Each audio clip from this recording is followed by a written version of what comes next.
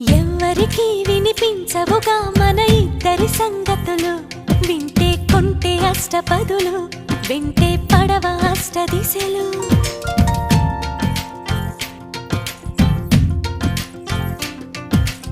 ఎవ్వరికీ కనిపించవుగా మన ముద్దుల ముచ్చటలు, చూస్తే జంట ఏని ఎదలు, మనకే తగులుతుంది ఉసురు.